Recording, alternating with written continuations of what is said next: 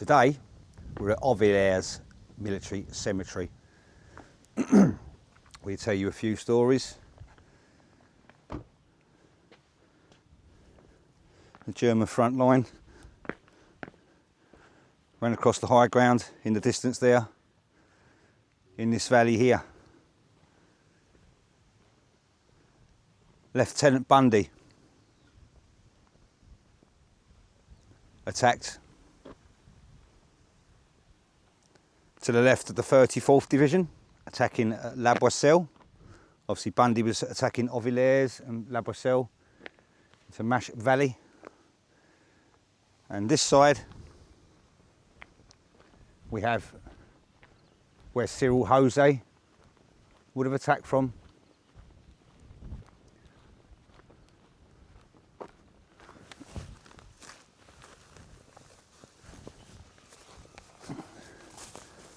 Out in the fields there, on the high ground. That would have been where Cyril Jose, 16 years old, attacked from. Cyril obviously got wounded in the shoulder and got about this far really.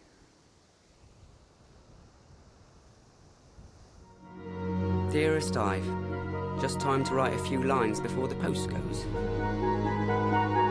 Suppose I'll get leave soon. Oh, these horrors of war. Well, goodbye for a time, Ive dear. Love to all, Cyril.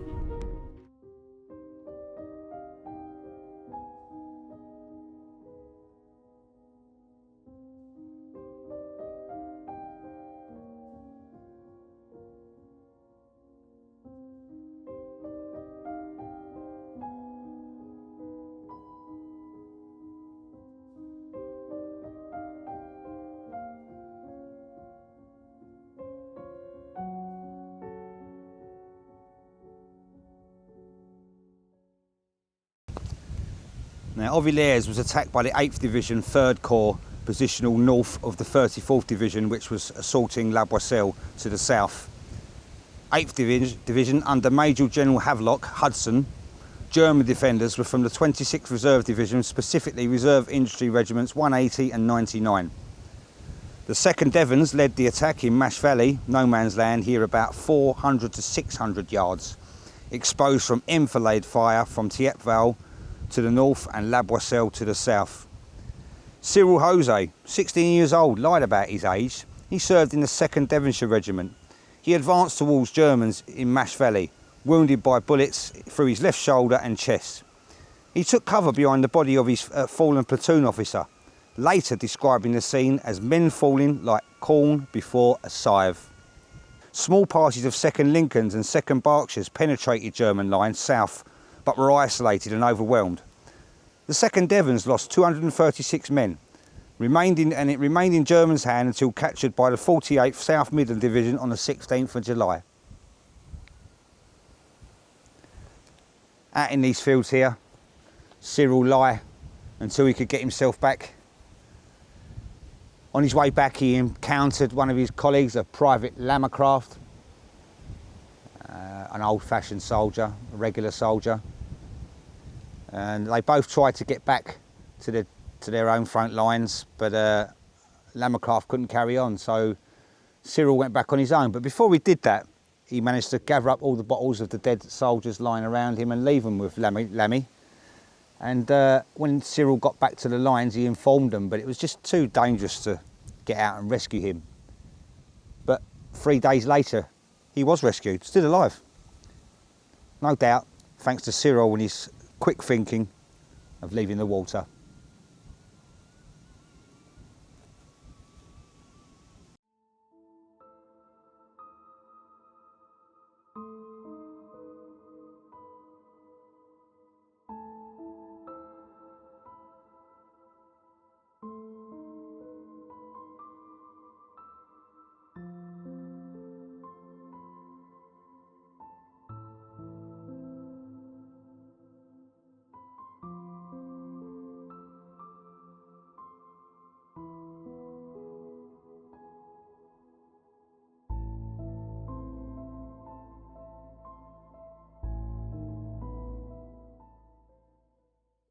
We also have an account of a Major Henry Hants of the 179th Tunnelling Company, Royal Engineers.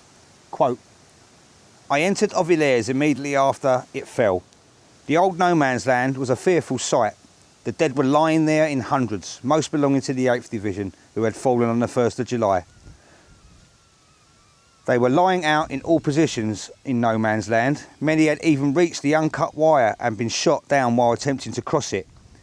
It will be remembered that here in no man's land was much wider than generally the case, our infantry having to cross as much as 800 yards in some places. For the last half or so of this distance, we noted that the dead had been bayoneted and always through the neck. All the dead hanging on the wire where it was still intact had the backs of their heads smashed in. The German patrols at night had either murdered our wounded or mutilated our dead. That no man's land I saw in front of Ovillers was the worst sight I saw in the whole war."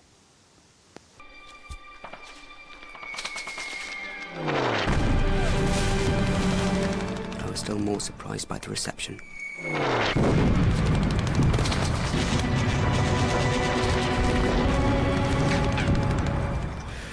Of course, we might expect to be sniped at by a stray German, naturally.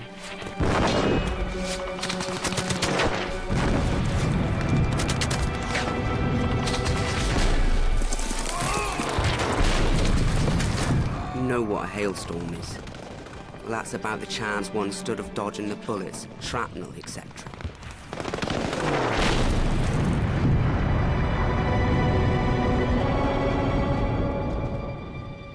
Old Johnny has had me for a target for over 13 months, chucked all kinds of stuff at me, from coal boxes to iron foundries.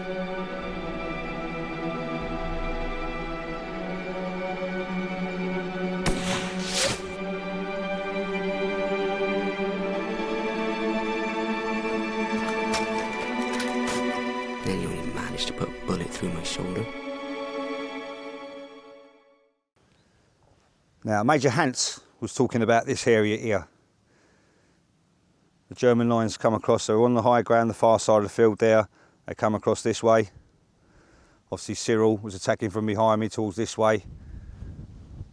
Got as far as the other side. This is all in no man's land now. Attacking the village of Ovillers, just over there.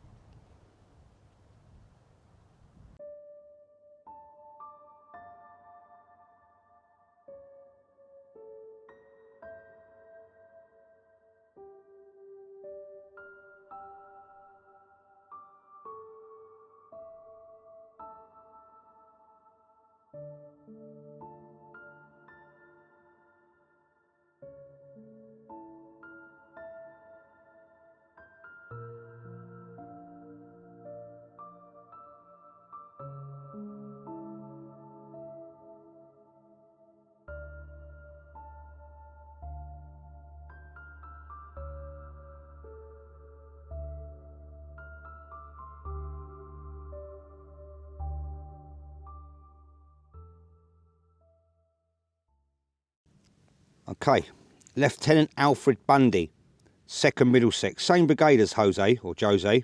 His platoon advanced reasonably at first, but roughly halfway across no man's land, they were met with sudden intense rifle and machine gun fire. Bundy shouted, "Down!" and most survivors dropped. He himself fell into a shell hole and stayed there for most of the day. Jose and Bundy were in the 2nd Devonshires and 2nd Middlesex, part of the 23rd Brigade, 8th Division, attacking directly towards Ovillers across the open slopes near Mash Valley.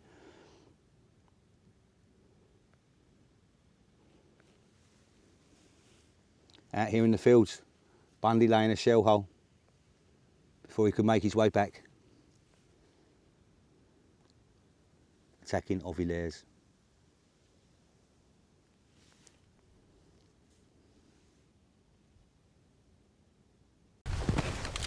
All right there. Where is it? German line. Which way? Way!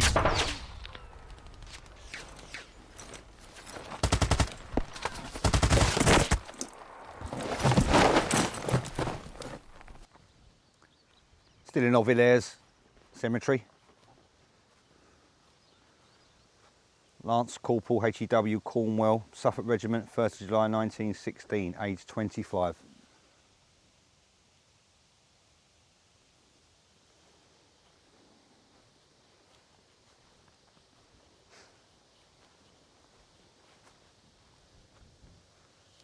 Private T. Spores, Tyneside, Scottish, 1st of July 1916.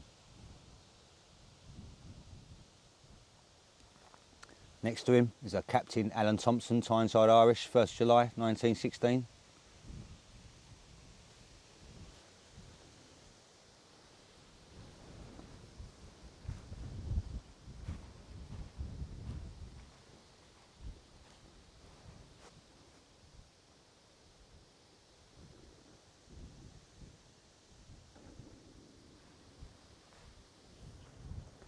See how many people died here. It's quite a large cemetery, to be fair.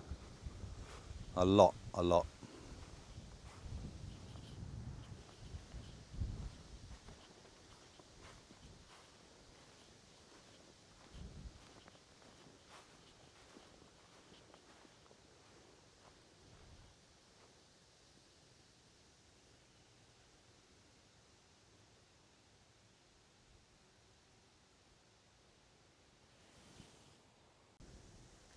Quite a few French graves here as well.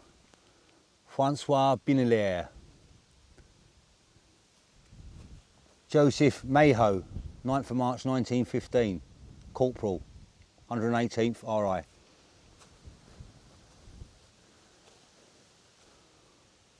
Auguste Jas, or Vass, Auguste Vass, Francois Brut, Leon Malassé. And there's another row.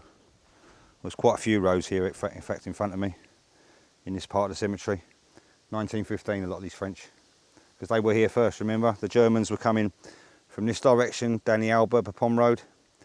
The French were coming from this direction, and they met bang smack in the middle, at the start of La-Boisselle, and that's where tunnelling started to begin. They blew themselves apart, away from each other, from the Granatov.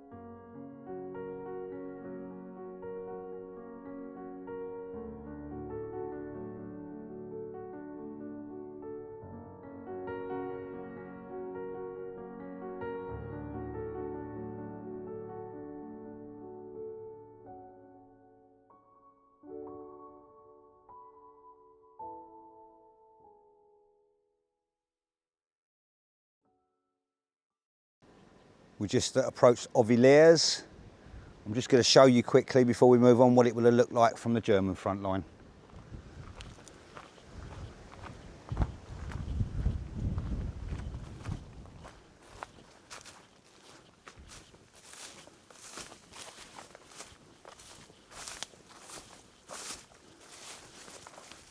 Where I'm standing now is around the German front line. It came along those woods and came across here. Look at the view there they had. Look at that. Mash Valley. Lieutenant Bundy attacking right ahead of me here. Cyril Jose coming this way.